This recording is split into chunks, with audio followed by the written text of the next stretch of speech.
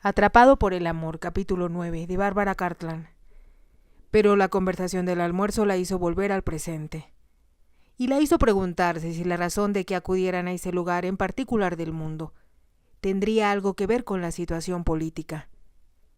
Fue Lord Fenton quien comentó durante el almuerzo: me pregunto qué sucede en este momento entre Rusia y Turquía. La última vez que leí algo de eso en Londres, había un gran escándalo debido a la forma en que los turcos habían masacrado a los serbios. Supongo que nada ha mejorado durante nuestra travesía, respondió Pierre. El año pasado se dijo que los turcos habían asesinado a 12.000 serbios. Gladstone habló mucho de ello en el Parlamento, comentó el conde, pero estoy seguro de que todo se ha calmado por ahora. Yo no estaría seguro de ello, objetó Lord Fenton. Antes que partiéramos se hablaba de que los rusos estaban decididos a dar una lección a los turcos por su comportamiento. De hecho, si recuerdas, el emperador ordenó la movilización en Rusia. Oh, si van a hablar de la guerra, intervino Sara, me voy. Es algo que mi padre siempre hace y no lo soporto.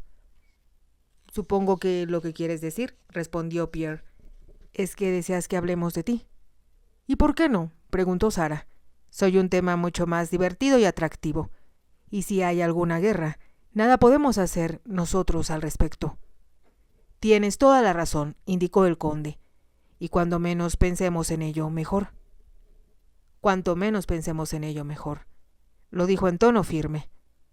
Orlina sintió que tenía alguna razón especial para dar por finalizado el tema de esa conversación. A la vez, recordó que su padre había dicho que una conferencia en Constantinopla había intentado dar una solución pacífica, pero no había sido muy efectiva. Lo que nadie desea, había dicho Sir Nicholas, es que los rusos se infiltren a través de toda Europa y se entrometan en todos los países. ¿Crees en verdad que eso harán?, preguntó Orlina. Es lo que hacen, respondió su padre, y el zar siempre ha tenido intenciones expansionistas para Rusia, aun cuando ya es bastante grande ahora. Orlina no se había interesado particularmente en el asunto entonces. No obstante, ahora pensó que Rusia tenía a Turquía de un lado y a Serbia del otro. ¿Sería posible que el conde estuviera involucrado en esa guerra en algún sentido? Había durado tanto tiempo que la gente en Inglaterra ya no se interesaba en ella. Pensó que tal vez podría preguntar al conde su opinión cuando estuvieran a solas, pero se dijo que estaba segura de que él estaría mucho más interesado en la velocidad de su yate. Cuando terminaron de almorzar subieron a cubierta. Orlina notó que se habían acercado mucho a tierra. Parecía solitaria y deshabitada. A la vez había macizos de flores y arbustos que eran muy bellos. Debo tomar nota de todo lo que vea, pensó Orlina, para que pueda comentarlo con papá. Seguramente que bajo cada piedra podría yo descubrir una historia. Si solo supiera dónde buscar. Se rió de la idea. Entonces miró hacia las franjas de tierra que parecían perderse en el horizonte sin que hubiera ningún ser humano a la vista. Al menos aquí nadie combate contra nadie, pensó. El yate continuó avanzando hasta que, como a las 6 de la tarde, ancló en una pequeña bahía que Orlina pensó estaba en Tesalia. Pero no estaba segura, así que decidió pedir al conde que en un mapa le mostrara dónde estaban. Subió a cubierta. Entonces, para su sorpresa, vio que un bote lo conducía hacia la playa, donde desembarcó. Con él iba su ayuda de cámara, Wilkins. Pensó que era poco cortés de su parte irse de paseo con su ayuda de cámara. Podría haber invitado a alguno de sus huéspedes, y a ella en particular. Anhelaba bajar a tierra, pero supuso, ya que el conde se había ido solo, que no deseaba que nadie lo siguiera. Permaneció un rato en cubierta. Más tarde se dio cuenta de que ya era hora de bajar para tomar un baño y cambiarse para la cena. El baño siempre se lo preparaba la doncella de Sara. Sin embargo, no la ayudaba a vestirse y solo entraba cuando ella estaba casi lista. Entonces solo la ayudaba a abotonarse la espalda del vestido. Orlina sabía que era porque Sara ocultaba a su doncella quién era ella en realidad. Por lo tanto, la doncella no la veía a menos que estuviera maquillada. Orlina permaneció disfrutando del agua tibia del baño. Se preguntó si, antes de regresar a casa, le sería posible nadar en el mar. Su padre le había enseñado y era muy buena nadadora. Sabía que era poco usual que las damas nadaran, así que era algo que Lady Dale no podría hacer. Se maquilló el rostro, arregló su cabello y se puso un bonito turbante que no había usado antes. Luego eligió otro de los adornados vestidos. Cuando se unió al grupo, estaban todos menos el conde. Pierre le entregó una copa de champaña. Ella no la deseaba, pero le pareció descortés rehusarse, así que la bebió con lentos sorbos. Pasó el tiempo. La hora usual de la cena estaba ya retrasada casi 1 hora. Finalmente, fue Pierre quien dijo: «Me pregunto qué ha sucedido con Rollo». «Lo vi ir a tierra a dar un paseo», respondió Lord Fenton. «Así que tal vez sería un error esperarlo». «Creo que tienes razón», respondió Pierre. Habló con el jefe de camareros y todos se sentaron a la mesa. Orlina no dijo que había visto al conde alejarse, acompañado de Wilkins. Empezó a preguntarse qué lo detenía y por qué se había retrasado tanto. Terminaban el segundo platillo cuando Wilkins irrumpió en el salón. «Lo capturaron», jadeó. «Capturaron al amo». Respiraba con dificultad y era evidente que había estado corriendo. Pierre y Lord Fenton se pusieron de pie de un salto. «¿Qué quiere decir? ¿Quiénes fueron?», preguntaron ansiosos. Wilkins se apoyó en una silla, intentando recuperar el aliento. «Los rusos», respondió. «Eran 4 y se lo llevaron». Sarah y Penny lanzaron una exclamación de horror. «Siéntese, Wilkins», pidió Pierre con deliberado tono de calma, «y cuéntenos con exactitud qué sucedió». Wilkins obedeció, como si sintiera que sus piernas ya no podían sostenerlo. «Su señoría y yo salimos a dar un paseo, a mirar por los alrededores, por decir». Las últimas palabras fueron casi inaudibles y Pierre dijo: «Tómelo con calma, deseamos saber todo lo que pasó». «Caminamos un buen trecho», continuó Wilkins, «sin ver a nadie. Después vimos un bosque y lo cruzamos. Justo cuando íbamos a salir, hacia un claro vimos a 3 hombres. «¿Quiénes eran?», preguntó Pierre. «Rusos», respondió Wilkins. «Y su señoría se dio cuenta que venían directo a nosotros y me hizo señas para que me metiera bajo un arbusto». «¿Cómo sabe que eran rusos?», preguntó Lord Fenton. «Por su uniforme, milord», respondió Wilkins. «Continúe», indicó Pierre.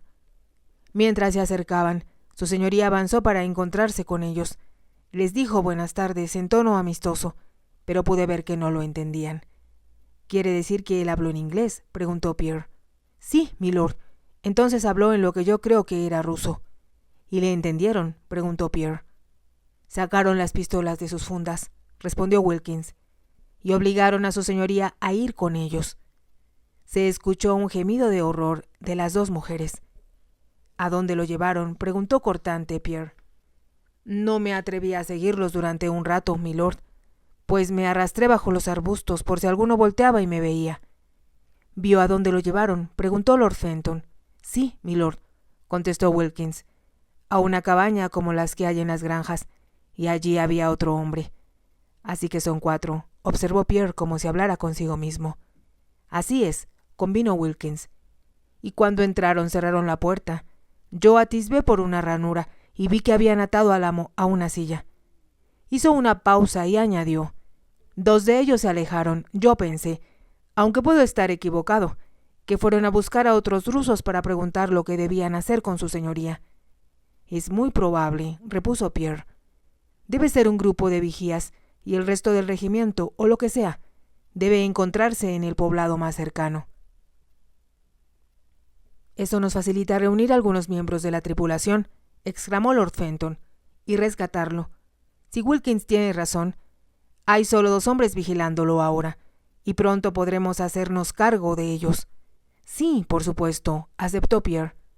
Se volvió hacia el jefe de camareros que estaba escuchando. «Albert, llama al capitán».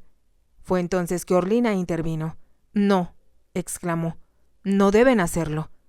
Todos se volvieron a mirarla sorprendidos. «¿Qué quiere decir?», preguntó Pierre. Recuerdo haber oído hablar de un caso similar hace poco, en el que los rusos tomaron prisionero a un príncipe serbio. Todos la escuchaban y ella prosiguió. Igual que ustedes quieren hacer. Un grupo de sus propios sirvientes salió a rescatarlo. Cuando llegaron a donde lo tenían, los rusos lo asesinaron de un balazo. Durante un momento se hizo un completo silencio. Entonces Pierre sugirió: tenemos que hacer algo si se lo llevan para interrogarlo. Cualquier cosa puede sucederle. De nuevo se hizo el silencio hasta que Orlina lanzó una exclamación. Ya sé qué hacer. Se levantó de la mesa y caminó hacia el jefe de camareros. ¿Tiene vodka?, preguntó. Sí, milady. Consiga 2 botellas, dijo. Ábralas y vacíeles como media copa, no más. Todos la escuchaban. Los 2 hombres, sin embargo, parecían perplejos, como si no pudieran imaginar qué era lo que ella iba a sugerir. Deseo que añadan a las botellas, continuó Orlina, algún licor que les dé un sabor fuerte. ¿Qué tienen? Albert se dio vuelta y abrió la puerta del armario que estaba detrás de él. Adentro había muchas botellas y sacó una de Benedictín. Esta, milady, señaló poniéndola en la mesa. También hay brandy de durazno. Ambos tienen sabor fuerte y yo tengo algo más que añadirles, repuso Orlina. Se volvió hacia Sara. Ve a traer el láudano que tengo en mi estuche de tocador. Sara no discutió, se puso de pie y salió apresurada. —¡Láudano! —exclamó Pierre. —Comprendo lo que intenta hacer, Lady Dale, pero ¿cómo lograr que lo tomen, a menos que nosotros se los llevemos? —No nosotros —indicó Orlina—, yo lo llevaré. No puede hacerlo, Fenton o yo iremos. El tono de Pierre fue casi despectivo, como si pensara que era una ridícula idea de ella. —Eso no es muy práctico —respondió Orlina—, porque, en realidad, soy la única persona aquí que puede ir. —¿Qué quiere decir? —preguntó Pierre. —Que hablo ruso —respondió Orlina. No esperó que le respondieran y salió del salón. Mientras decía a Wilkins: «Venga conmigo». Wilkins la siguió. Cuando llegaron a su camarote, Orlina dijo: «Necesito una de las camisas de Teddy, sus botas, las más viejas que tenga, y un par de sus gruesos calcetines de lana». Wilkins abrió la boca como para decir algo, pero ella añadió: «Y rápido. No debemos perder tiempo si los otros 2 hombres regresan y se llevan a su señoría». Wilkins se alejó a la carrera por el pasillo. Orlina entró en su camarote. Sara estaba de rodillas sacando el láudano de su estuche. Orlina vio, con alivio, que era una botella de bastante buen tamaño que ni siquiera habían abierto. «Llévala arriba», pidió, «y asegúrate de que Albert ponga a la mitad en cada botella de vodka, que añade licor y las agite muy bien». «Me encargaré de eso», aseguró Sara. «¿Estás segura de poder salvarlo?» «Al menos puedo intentarlo», respondió Orlina. «Pero di a los otros que pueden seguirme hasta el bosque, y entonces, si fracaso y los rusos se niegan a aceptar el vodka, tendremos que arriesgarnos a que hieran al conde antes de poder rescatarlo». «Entiendo lo que quieres decir. Lo comentaré con Pierre». Salió a la carrera del camarote, con el láudano en la mano. Orlina empezó a desvestirse. Pensaba en lo que debía hacer. Sacó su caja de maquillaje y la puso en el tocador. Primero, estiró su cabello y lo aseguró con una red. Su dueña original, la tía de Sara, debía usarla durante la noche para mantener el cabello en su lugar. Después se concentró en su rostro. Encontró una grasa que usaran para maquillar a los hombres durante sus obras. Cubrió su rostro con ella. La hacía ver como si su cutis estuviera bronceado por el sol y maltratado por los vientos invernales. Daba a su rostro apariencia de campesina, no de dama de sociedad. Entonces, con un lápiz para cejas, dibujó líneas bajo sus ojos, nariz y barbilla, como las de una anciana. Para cuando llegara a donde estaba el conde, ya habría oscurecido. Cubrió uno de sus blancos dientes con la pasta negra que solían usar para ponerse lunares cuando se disfrazaran para una obra acerca de la Revolución Francesa. Eso le dio un aspecto casi grotesco. Casi terminaba cuando Wilkins llegó con las ropas que le pidiera de Teddy. Como Orlina esperaba, tanto la camisa como las pesadas botas le quedaron bien. Posteriormente sacó de su armario la falda de su traje de montar. La había añadido a la ropa que Sara le diera, por si llegaba a tener la oportunidad de montar. Se la puso al revés para que se viera adecuada al tipo de mujer que deseaba representar. Sabía que debía verse muy vieja. Había leído aterradores relatos de la forma en que se comportaban los soldados rusos al invadir otros países. Según los periódicos, todas las mujeres jóvenes o maduras recibían el mismo horrible trato. Lo que deseo ahora, solicitó Orlina a Wilkins, es algo para cubrir mi cabeza y también, si es posible, un chal. Tal vez alguien haya comprado alguno en Marsella para obsequiar a su esposa o novia. Les compraré otro en el primer puerto al que lleguemos. Wilkins comprendió y salió a buscarlo. Orlina pensó que debía haber estado con el conde en otras aventuras similares. Comprendió lo que Pierre había estado insinuando. El conde investigaba lo que sucedía en los Balcanes. Sin duda lo hacía para el primer ministro o el secretario para asuntos extranjeros. ¿Por qué no confió en nosotros?, se preguntó, pero comprendió que habría sido un error hacerlo. Ella había comentado ese tipo de cosas con su padre. También había leído lo suficiente para comprender que eran actividades sumamente secretas. Tal vez el conde tenía intenciones de enviar un informe a Inglaterra de lo que ocurría allí, y solo el primer ministro o el secretario debían saberlo. Tengo que salvarlo, tengo que hacerlo, se dijo Orlina. Para su alivio, Wilkins regresó casi enseguida. Llevaba un chal de lana en su brazo y en las manos un paño de colores. Era justo lo que Orlina necesitaba como pañoleta. Tomó las cosas y miró a su alrededor. No había flores porque no se habían detenido en ningún lugar para adquirirlas, pero en cambio habían colocado una maceta con una bonita planta en un rincón del camarote. Orlina la señaló y puso el chal en el suelo. Wilkins no titubeó. Sacó la planta y regó la tierra donde estuviera plantada sobre el chal. Lo frotó fuerte con ella para hacerlo parecer sucio y gastado, como si se hubiera usado mucho tiempo. Lo colocó en los hombros de ella, cubriendo la camisa de Teddy, y amarró las puntas a su espalda. Entonces Orlina se puso la pañoleta, que estaba segura era alguno de los paños que usaban en la cocina para secar los platos. La ató bajo su barbilla. Con su cara arrugada y el diente negro, parecía una vieja campesina, como las que podían encontrarse en cualquier país. No hubo necesidad de decirle a Wilkins que estaba lista. Él la siguió cuando salió del camarote y subió al salón. Al entrar encontró que los dos hombres, tal como esperaba, portaban revólveres y se habían puesto botas altas sobre sus pantalones.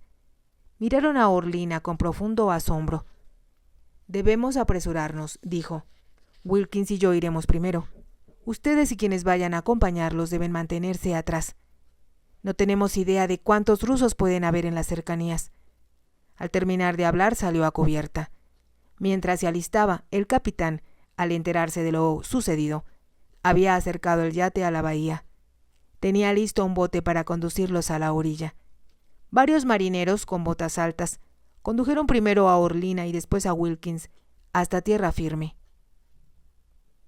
Los demás lo siguieron. Orlina y Wilkins empezaron a caminar rápido. Una docena de hombres los seguían a corta distancia. Ella esperó que nadie los viera al cruzar por los claros. Se sintió más segura cuando se internaron en el bosque que Wilkins mencionara. Era bastante espeso. Oscurecía y resultaba un poco difícil encontrar su camino por él.